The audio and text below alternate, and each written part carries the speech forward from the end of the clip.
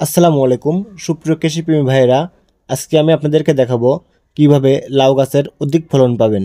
আসলে আমরা যখন লাউ গাছ রোপণ করি তখন বলি লাউ খেতে না পারলাম লাউয়ের ডুগা তো খাবো।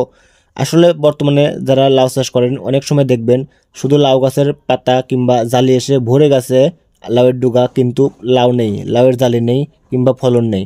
আসলে আসলে আজকে আমি আপনাদেরকে দেখাবো কিভাবে অধিক ফলন পাবেন। আমরা প্রথমেই আসি কাটিং। আপনাদের লাউ গাছের মাথায় কাটিং করে দিবেন। যদি অধিক ফলন পান তাহলে কাটিং করে দিবেন। কাটিং করার ফলে আপনাদের লাউ গাছে স্ত্রী ফুল অনেক আসবে এবং স্ত্রী ফুল আসার পরে দেখবেন আপনাদের লাউ গাছে অনেক লাউয়ের জালি সহ অনেক লাউ ধরবে। আসলে লাউ গাছে লাউ আনার জন্য বা লাউ যাতে আপনার কাছে অনেক বেশি আসে সেজন্য কিন্তু আপনাদের লাউয়ের কাটিংটা অতি গুরুত্বপূর্ণ। আপনারা প্রথমে লাউয়ের কাটিং করে দিবেন। আসলে লাউ গাছে 3টা কাটিং করা যায়, 1G কাটিং, 2G কাটিং এবং 3G কাটিং। আপনারা যখন 1G কাটিং করবেন তখন দেখবেন আপনাদের লাউ গাছে 1G কাটিং করার সময় যেগুলো ফুল আসবে সম্পূর্ণই পুরুষ ফুল, আর পুরুষ ফুলে কখনো লাউ ধরে না। আর 1G কাটিং করার পর দেখবেন আপনার লাউ গাছে প্রায় 50%-এর মতো প্রায় স্ত্রী ফুল আসবে। আর 2G কিংবা 3G কাটিং করার পরে তখন দেখবেন প্রায় 100%ই আপনার কাছে স্ত্রী ফুল আসবে। এই কাটিং নিয়ে বিস্তারিত আমার চ্যানেলে একটা ভিডিও দেওয়া আছে, চাইলে দেখে আসতে পারেন।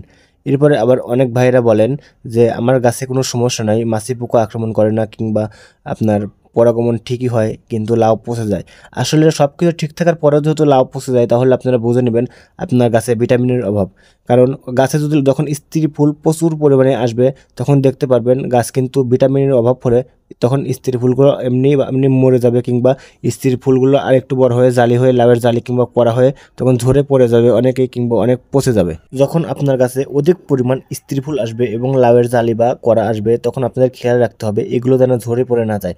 তার জন্য আপনারা প্রায় প্রতি সপ্তাহে কিংবা 10 থেকে 12 দিন পর পর আপনাদের গাছের গোড়াতে 50 গ্রাম করে টিএসপি সার দেবেন এবং কীটনাশক প্রয়োগ করবেন। আপনারা স্প্রের মাধ্যমে কীটনাশক আছে যেরকম আছে ফ্লোরা সহ এবং অন্যান্য নানান ধরনের ফুল টিকে রাখা বা করা বা জালি নষ্ট না হয়ে যাওয়ার জন্য কীটনাশক যেগুলো পাওয়া যায় সেগুলো প্রায় 10 থেকে 15 দিন পর পর আপনারা আপনাদের গাছে ব্যবহার করবেন। এছাড়াও লাউ গাছে অধিক ফলন কিংবা স্ত্রী ফুল নষ্ট হয়ে যায় বা লাউয়ের জালি বা করা ঝরে পড়ে যায় বা পচে যায়, এর জন্য আপনারা কিন্তু ঘরোয়া পরিবেশে যেরকম ভাতের মার আছে, আবার পেঁয়াজের খোসা দিয়ে বিভিন্ন ঘরোয়া পরিবেশে যে সকল দ্রবণ বা ভিটামিন তৈরি করা হয় সেগুলো আপনারা তৈরি করে কিন্তু আপনার গাছে প্রয়োগ করতে পারেন। লাউ গাছে অধিক ফলন পাওয়ার জন্য কিন্তু আপনাদের অনেক পরিচর্যা করতে হবে, অনেক ভিটামিন, অনেক কীটনাশক এবং ঘরোয়া পরিবেশেই অনেক পরিচর্যা করতে হবে। আপনারা যদি সঠিক নিয়মে কিংবা সঠিক সময় যদি পরিচর্যাগুলো সঠিকভাবে করতে পারেন তাহলে কিন্তু আপনাদের লাউ গাছে বাম্পার ফলন হবে। তো ধন্যবাদ সবাইকে। লাউ গাছে কীরকমভাবে বাম্পার ফলন পাবেন এবং লাউ গাছের ভিটামিন স্প্রে কীভাবে প্রয়োগ করবেন, লাউ গাছের কীভাবে আপনার যাবতীয় পরিচর্যা করবেন সব কিছু নিয়ে কিন্তু আমাদের চ্যানেলে ভিডিও দেওয়া আছে, আপনারা চাইলে ঘুরে আসতে পারবেন।